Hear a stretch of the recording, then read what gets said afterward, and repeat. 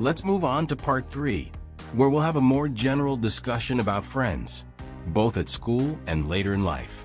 I'll ask you a few questions, and I'd like you to give detailed answers. Let's start with friends at school. How important is it for children to have lots of friends at school? I think it's quite important for children to have a lot of friends at school because it helps them develop social skills, like how to communicate, share, and work as part of a team. Having friends also gives them a sense of belonging and can make school more enjoyable. However, it's not just about quantity. The quality of friendships is more important in the long run because meaningful, supportive friendships contribute to a child's emotional well-being.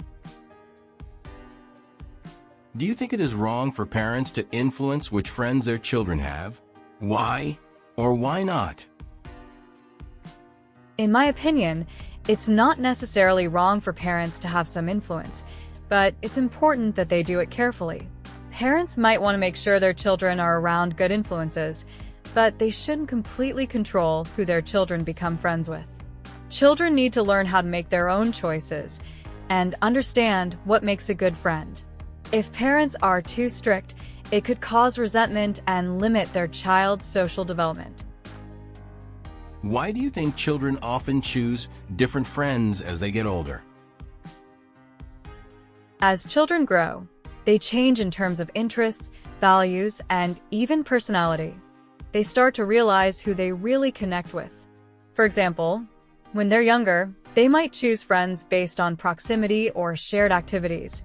But as they mature, they might look for deeper connections, shared interests, or similar values.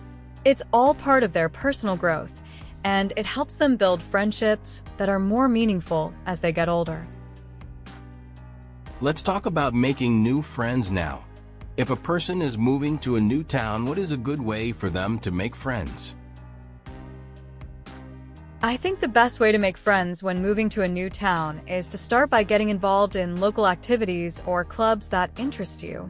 Whether it's joining a gym, taking a class, or attending community events, these are great places to meet people with similar interests. Being open and approachable helps. 2. Sometimes making the first move and starting a conversation can lead to new friendships. Can you think of any disadvantages of making new friends online?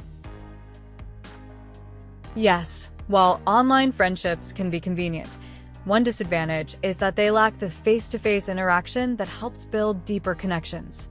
Without meeting in person, it's hard to fully understand someone's personality, body language, or emotions. Plus, there's a risk of miscommunication or even deception because it's easier to hide who you really are behind a screen. Would you say it is harder for people to make new friends as they get older? I do think it's harder to make new friends as we get older, mainly because our social circles become more established. Adults tend to have busy lives with work, family, and other commitments, so they have less time to meet new people. Additionally, adults may become more selective about friendships, focusing on quality rather than quantity.